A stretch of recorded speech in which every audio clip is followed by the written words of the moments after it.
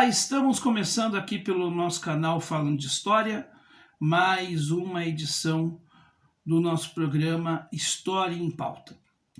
Oficialmente o nosso programa vai ao ar nas segundas, mas quando nós temos lives nesse dia da semana, o nosso programa acaba indo ao ar na terça-feira, certo? E o nosso primeiro programa História em Pauta, nós tivemos como tema a divisão do campo da história, né? E a apresentação desta obra aqui, muito importante, que é o campo da história do historiador José de Assunção Barros. No programa passado também nós vimos que o campo do estudo historiográfico se divide em dimensões, abordagens e domínios. Hoje nós vamos falar sobre as abordagens. Se você não assistiu o programa anterior, dá uma conferida aqui no banner aqui em cima e você pode ver então, né, o que nós falamos e o que nós mostramos aqui, o que apresenta como dimensões. Hoje, então, nós vamos dando sequência ao estudo, ao que o autor fala sobre a questão das abordagens. Estes lotes ou divisões foram criados pelos historiadores, como bem lembra o professor Barros, para enquadrar os vários tipos de estudos históricos. Lembrando que as dimensões, elas ajudam a definir a realidade social dos agentes históricos, né, em que nós estamos estudando, ou que é o objeto de nossos estudos. Já as abordagens ligam-se à questão do tipo de tratamento de fontes. Também tem uma relação ao campo de observação do historiador. Então, o historiador que se vale da dimensão da história social, ou da dimensão social da história, enfim, em que busca entender como se dá o processo do fanatismo político, e uma ação lá que gerou algum conflito em determinada região, ele pode estar analisando esse fato, se ele for um fato recente, do tipo algo de 30, 50 anos, ou até menos, 10, 20 anos, ele pode se valer de um método chamado história oral. Ele colhe depoimentos de pessoas que viveram naquele período e com a perspectiva ou ângulo de observação que nós chamamos de microhistória.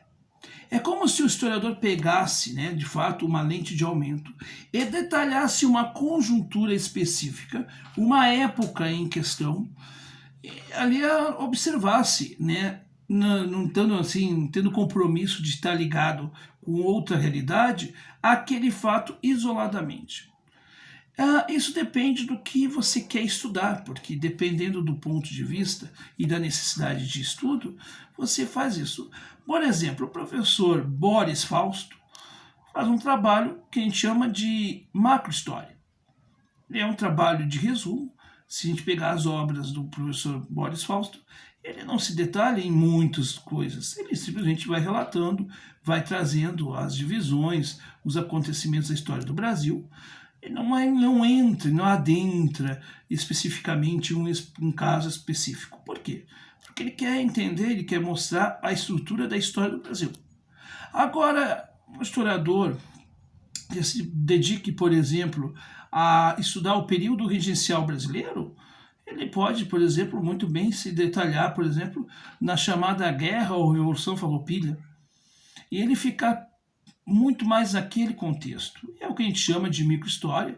Daqui a pouco ele pode, por exemplo, estudar como é que se deu o processo da Revolução Farroupilha ou da Guerra Farroupilha na região do Vale dos Sinos, onde eu moro aqui, por exemplo, em São Leopoldo.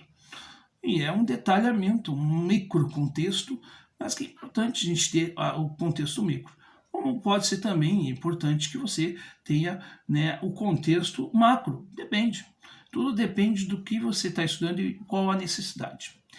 Pois o professor Barros, ele elaborou um quadro intitulado também Campo da História. E que você vai ver agora, e é em que ele apresenta as dimensões, as abordagens e os domínios. E ele mostra ali que eles estão ligados paralelamente, né?